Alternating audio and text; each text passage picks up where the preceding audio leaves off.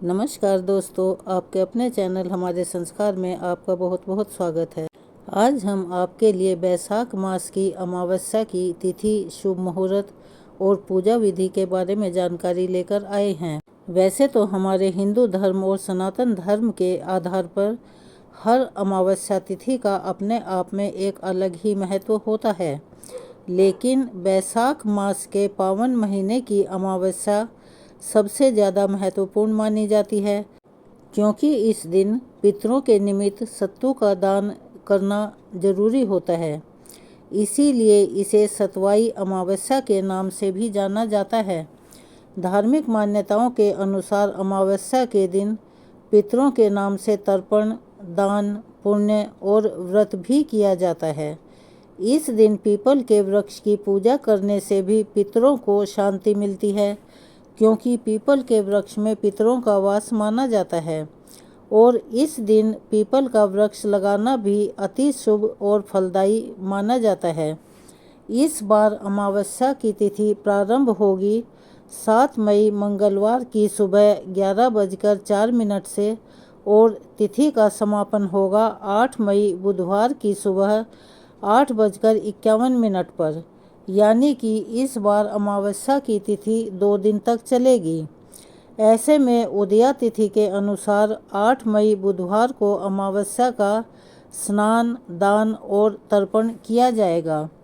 अमावस्या का व्रत चाहे तो आप इस दिन भी रख सकते हैं, लेकिन क्योंकि अमावस्या के व्रत में शाम को पीपल की पूजा करना जरूरी होता है और परिक्रमा भी की जाती है, तो ऐसे में 7 मई मंगलवार के दिन भी अमावस्या का व्रत रखा जा सकता है, क्योंकि अमावस्या के दिन दोपहर के समय पितरों के निमित्त दान, तर्पण आदि कार्य किए जाते हैं।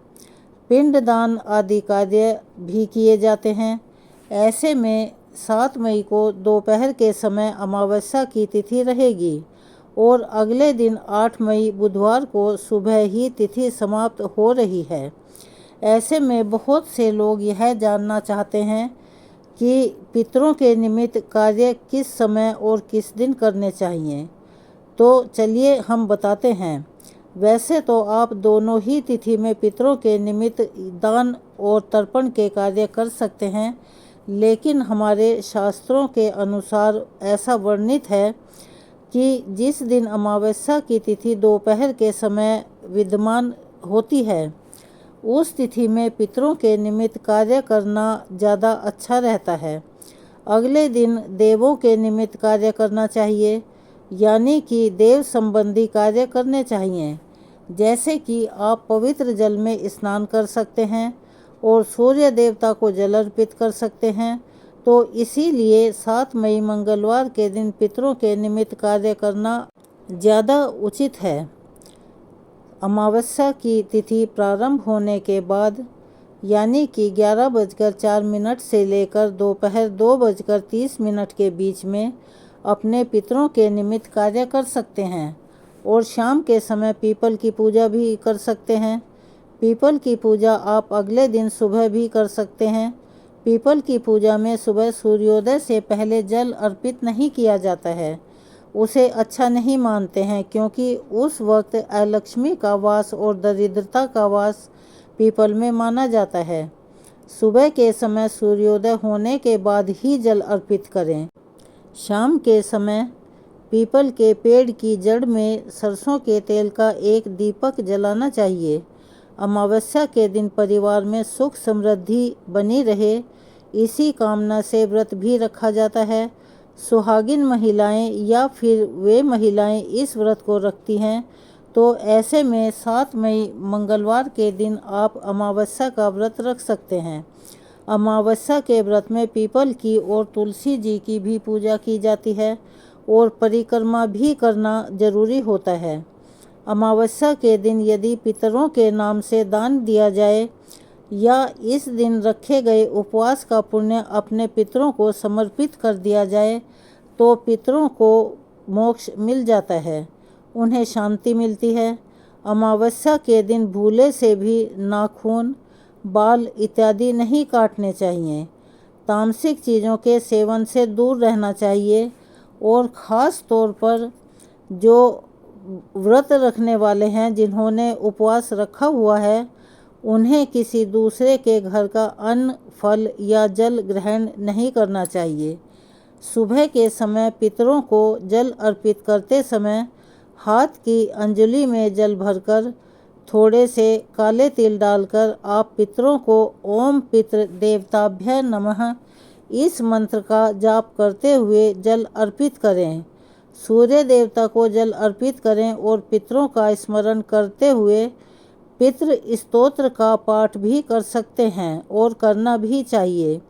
ऐसा करने से यदि घर में पितृदोष हो तो वह भी दूर हो जाता है। श्री मार्कंडेय पुराण में महात्मा रुचि द्वारा की गई पितरों की यह स्तुति पितृ स्तोत्र कहलाता है। महात्मा रुचि कहते हैं, जो सबके द्वारा पूजित, अमूर्त, अत्यंत तेजस्वी, ध्यानी और दिव्य दृष्टि से संपन्न हैं, उन पितरों को मैं सदा नमस्कार करता हूँ। जो इंद्र आदि देवताओं, दक्ष, मारीच, सप्त ऋषियों तथा दूसरों के भी नेता हैं, कामना की पूर्ति करने वाले उन पितरों को मैं सादर प्रणाम करता हूँ।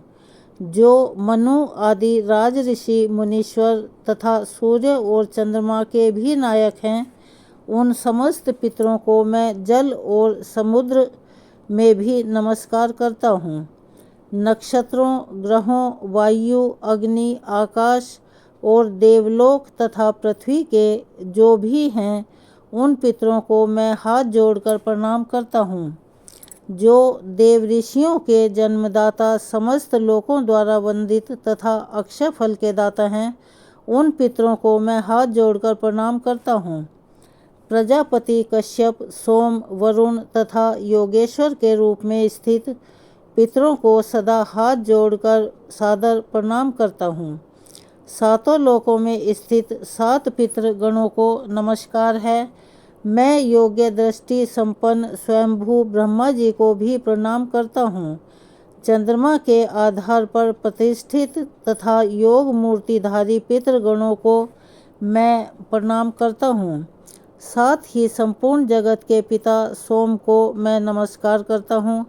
अग्नि स्वरूप अन्य पितरों को भी मैं प्रणाम करता हूँ, क्योंकि यह संपूर्ण जगत अग्नि और सोम में है। जो पितृ तेज में स्थित हैं, जो यह चंद्रमा, सूर्य और अग्नि के रूप में दिखाई देते हैं और जो जगत स्वरूप और ब्रह्म स्वरूप हैं, उन संपूर्ण योगी पितरों को मैं एकाग्रचित होकर प्रणाम करता हूँ। उन्हें मेरा बारंबार नमस्कार है। स्वधा को ग्रहण करने वाले पितृ मुझ पर प्रसन्न हों। हर अमावस्या तिथि पर इस स्तोत्र का पाठ अवश्य ही करना चाहिए। यह थी आज की अमावस्या के बारे में जानकारी की वीडियो। अगर आप हमारे चैनल पर नए हैं, अभी तक आपने हमारे चैनल को सब्सक्राइब नहीं किया है, तो प्लीज़ हमारे चैनल को सब्सक्राइब कर लें। वीडियो को लाइक भी कर दें, ज़्यादा से ज़्यादा शेयर करें ताकि यह जानकारी और लोगों तक भी पहुंच सके। अपना सहयोग और प्यार हमें इसी तरह से देते रहें। बेल आइकन को दबाना ना भूलें ताकि हमारी आने वाली हर वीडियो की जानकारी आपको नोटिफिकेशन के ज़रिए पहले ही मिल जाया करे। कमेंट्स बॉक्स में जय हो विष्णु भगवान, लक्ष्मी माता की जय हो, हर हर महादेव लिखना ना भूलें। अपना प्यार और सहयोग हमें ऐसे ही प्रदान करते रहें। धन्यवाद।